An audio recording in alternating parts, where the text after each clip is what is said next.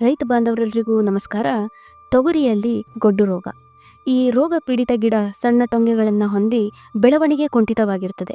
ಎಲೆಗಳು ಚಿಕ್ಕದಾಗಿ ತಿಳಿ ಹಳದಿ ಬಣ್ಣದ ಮೊಸಾಯಿಕ್ ತರಹದ ಮಚ್ಚೆಗಳನ್ನು ಹೊಂದಿ ಮುಟುರುಗೊಂಡಿರುತ್ತದೆ. ನಂತರ ಗಿಡದಲ್ಲಿ ಹೂವು ಮತ್ತು ಕಾಯಿ ಇಲ್ಲದೆ ಗೊಡ್ಡಾಗುತ್ತದೆ.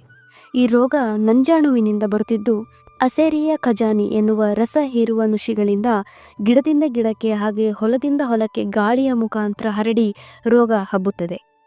ಈ ರೋಗವನ್ನು ನಿರ್ವಹಣೆ ಮಾಡಬೇಕಾದ್ರೆ ಪ್ರಮುಖವಾಗಿ ರೋಗಗ್ರಸ್ತ ಗಿಡಗಳನ್ನು ಮತ್ತು ಕೂಳೆ ಬೆಳೆಯನ್ನು ತೆಗೆದು ನಾಶ ಮಾಡಬೇಕು.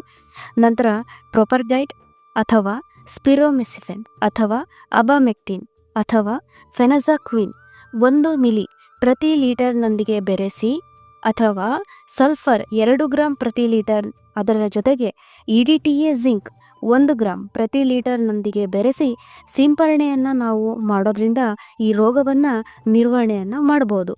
ಇನ್ನು ಹೆಚ್ಚಿನ ಮಾಹಿತಿಗಾಗಿ ಸಂಪರ್ಕಿಸಿ ICAR ಕೃಷಿ ವಿಜ್ಞಾನ ಕೇಂದ್ರ ಕಲಬುರಗಿ ಅಥವಾ ನಿಮ್ಮ ಹತ್ತಿರದ ರೈತ ಸಂಪರ್ಕ ಕೇಂದ್ರ ಅಥವಾ ಕೃಷಿ ಇಲಾಖೆ.